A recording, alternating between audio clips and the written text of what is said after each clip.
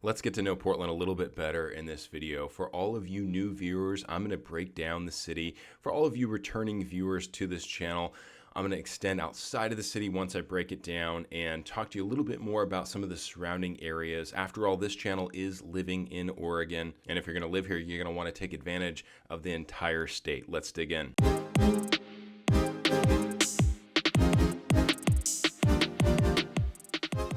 Welcome back to the channel, Living in Oregon. I'm your host, Seth Marchant, licensed real estate broker in the state of Oregon and Washington. Like I said, we're going to start by breaking down the city of Portland first. The city of Portland was originally 4 areas or 4 districts. Kind of easy to break it down into north, south, east, and west, with the river, like a lot of major cities, going right down the middle, separating west and east. And there's a road called Burnside that separates the north and the south. But now, that was sort of arbitrary. These areas are kind of now more broken up into sections that are a little bit more distinct, that sort of define the feel for these areas. You see a lot of things breaking this down into 6, and they still call it quadrants, even though it would be 6 sextants now. And some people might break it down into 7. So let me show you how it's broken down and what some of the differences are. There's a lot of different maps like this online that breaks down the different areas in Portland. It's probably one of the better ones that I've found because it also has the neighborhoods listed as well. So what are the different areas? Northwest, southwest, and then south. So it's not listed on this map, but roughly right around here is going to be south, and south is a little bit distinct from southwest. Over here is going to be southeast, northeast up here, north, and then some people might define this area over here, or even this area on the east side of I-205 as East Portland. So real quickly, how are these neighborhoods different? You're going to start with south and southwest. This is where downtown Portland is. This is where Pioneer Place is. This is where the waterfront is. This is where all the festivals are, like the Rose Festival. And the separation between southwest and northwest, right here, there's a road that I mentioned just a moment ago. It's called Burnside. Northwest is where Forest Park is. It's about 5,000 acres in Forest Park. So this is all heavily wooded. Not going to be a ton of homes in this area. There is a lot of commercial along the river right here, as you might imagine. Hopping across the river over to southeast, over here, right here. This is where a lot of the good restaurants are, kind of the trendier places are, the hipper places are. This is the place where, if you ever watch that show Portlandia, that's kind of the vibe of southeast Portland. Northeast Portland, St. John's is probably one of the more notable neighborhoods. You might have also heard of the St. John's Bridge, pretty famous. Lots of historic neighborhoods in this area. This is also where the Moda Center is, where the Portland Trailblazers play, the Memorial Coliseum. It's where the Trailblazers used to play, but still being used by people like the Winterhawks. The Convention Center is here. PIR is over here. Portland International Raceway, the Expo Center.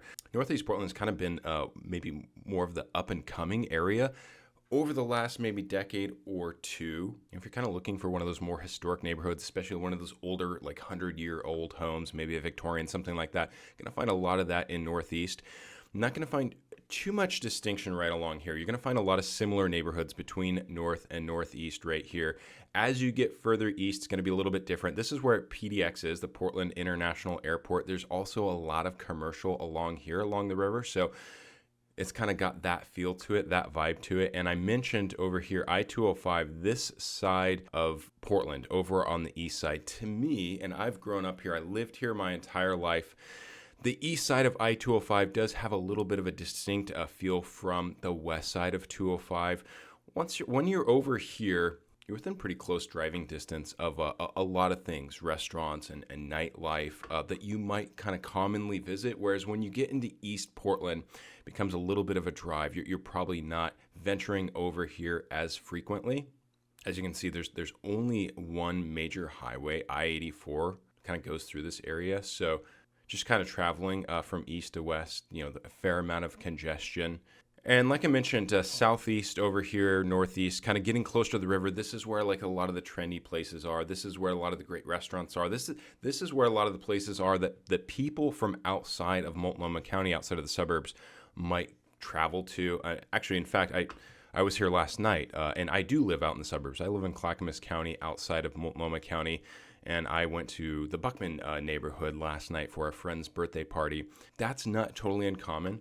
A lot of people coming from the suburbs to go to places kind of right down here in this vicinity. You won't find that out as much in East Portland. There just isn't the things, the attractions, the draw to bring people over here to the east side of Portland. So to me, there is kind of a distinct feel between the west side of I-205 and the east side of I-205. So where have people been moving to lately? Just real quick, sales data for the last couple of weeks. We're just looking at solds right here, right?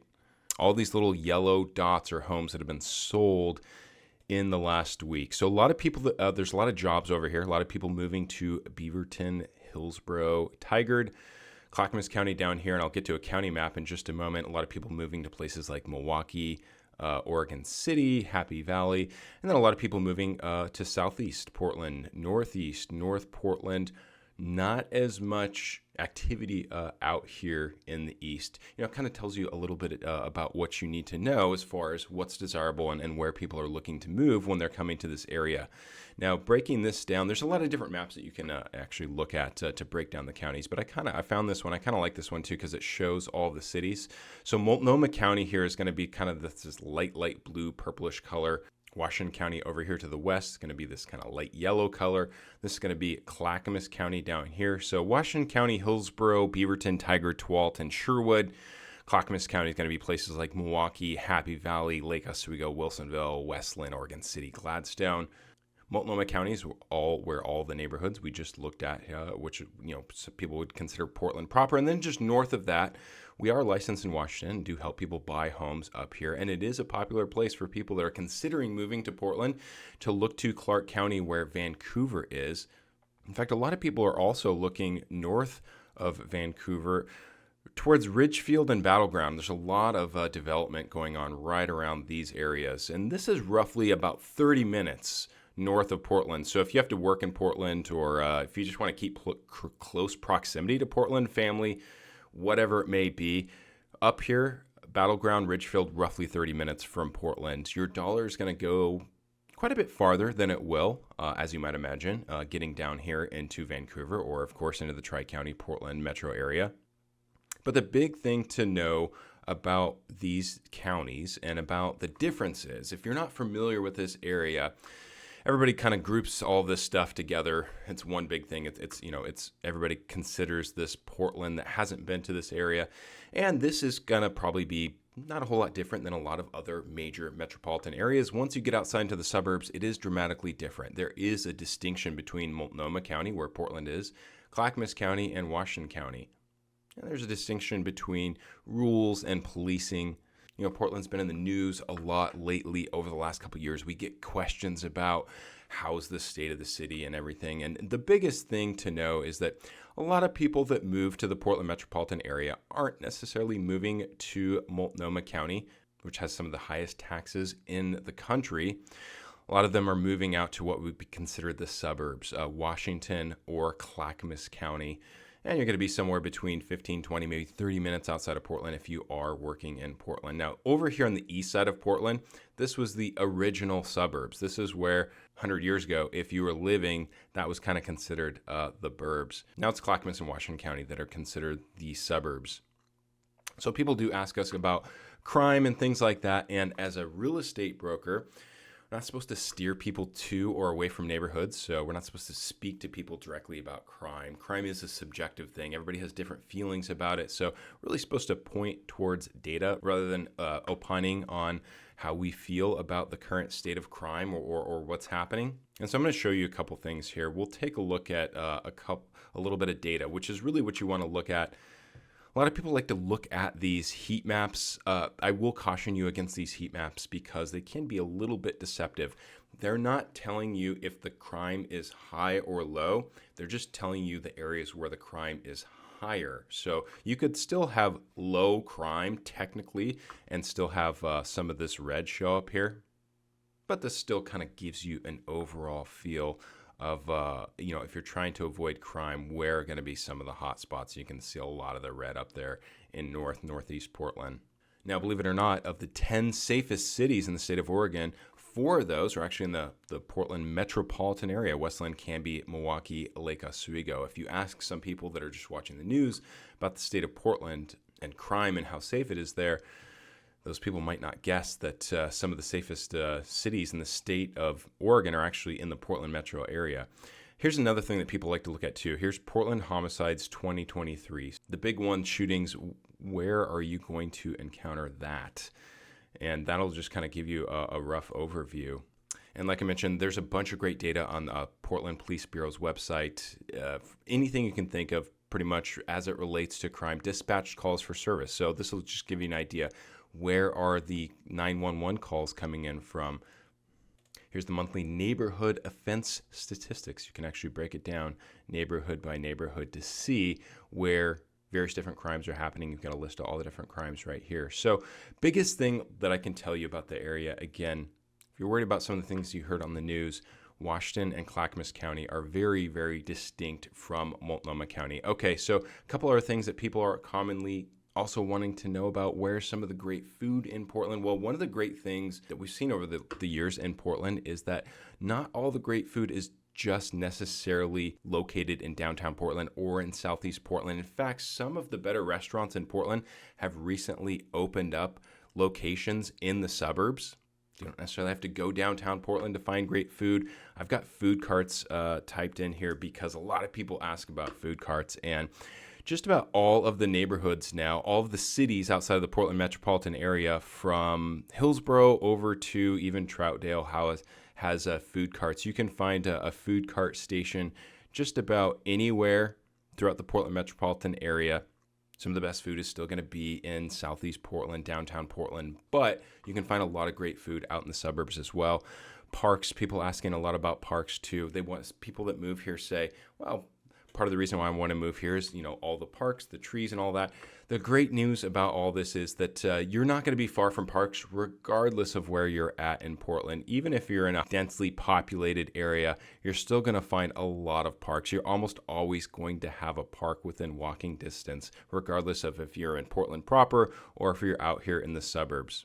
So now the biggest thing about living in this area, because I grew up in Oregon, wasn't fortunate enough to be able to travel outside of the state, but that might have been a blessing in disguise for me because there are so many places that are great to travel within the state. I'm going to skip north for now because everybody knows what's up north towards Seattle. There's a lot of great things to do up there, but let's just focus on Oregon. Again, this channel is Living in Oregon, and within 2 hours of Portland, you can go west, east, or south. Might have to go a little bit farther than 2 hours if you're going south to find kind of the more desirable stuff. But roughly a couple hours in just about any direction. Just to the west, you're going to have the Oregon coast. It's a magical place. A lot of people call it a magical place. We actually have a channel dedicated to the Oregon coast. If you want to get to know the Oregon coast a little bit better, you can watch that channel. To the east, we have Mount Hood and Hood River. This Hood River is the windsurfing capital of the world. Mount Hood is one of the most popular, one of the most famous mountains, probably in the United States. I believe it's the most climbed mountain in the United States. There's a ton of stuff to do, a ton of great restaurants, breweries, vineyards, places to hike, bike, camp up what's called the Gorge towards Hood River.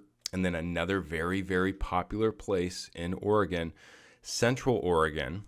The largest town in Central Oregon is Bend. And in fact, we did a video on this too. Portland recently had a population decline for the first time, I think in my lifetime. It was just a fraction of a percentage. Paul did, the other person on this channel, Paul, did a video on that. But I point that out right now because a lot of people that left Multnomah County, especially some of the higher earners, went over here to Deschutes County, and a lot of them went to Bend.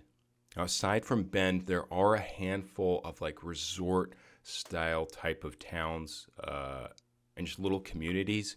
Sun River, most notably, Caldera Springs, just south of Sun River. Sun River is a little resort community. There's an airstrip here, golf course, hundreds of miles of bike trails, swimming pools, tennis courts, and there's a handful of places like this around Bend where you have these like mountain, I don't know if I want to say ritzy, but they're nice resort style towns that a lot of people that live in Oregon, especially live in Portland, will travel to for like 2, 3, 4 days, kind of just a local getaway vacation. So the thing you need to know about if you're going to move to Portland, you really want to take advantage of all of the great things that we have so close to us. Oh, and last one, before I forget, I should mention this one too, because I was just here recently as well. Oregon wine country. How could I forget Oregon wine country? This is going to be, you can find vineyards all throughout this area, but the heart of it is kind of right here in a place called Dundee. You're roughly 45 minutes outside of Portland. A lot of people coming for staycations or just for a weekend trip. If you're not a wine drinker, that it might not be appealing to you, but I can tell you it's not a pretentious type of thing. There's all sorts of people that go to Newburgh and Dundee. And really, you can actually find vineyards and wineries kind of all around the Portland metropolitan area. But like I said, the very high concentration of them are going to be all out here. Okay, so I hope that helps you to get to know the Portland metro area better. Again, I'm a licensed real estate broker in the state of Oregon. Our team is the Oregon Relocation Team. We've helped dozens and probably pretty soon getting into the hundreds of people relocate to the state of Oregon and Washington. If you're somebody that's thinking about doing that, if you have questions, anything at all, if you're thinking about taking the next steps, I invite you to call, email, text, however you want to get in touch. You can find all of the contact information below in the description of this video. And if you want to see more videos about what it's like to live, not just in Portland, but what the lifestyle is like in Oregon, a lot of our videos are showing you the area, drone footage, driving footage, talking about the neighborhoods, really getting you acquainted with the area, not necessarily kind of boring map tours like this, because I know a lot of people are not real big into maps. So if you want to see some actual footage of what the area looks like, we've got over 100 videos on the channel that we update every single week. So make sure and subscribe. And if this video helped you, make sure and give me a like. Lets me know that I'm doing a good job. You can feel free to comment. We'll reply back. And until next time, take care, everyone.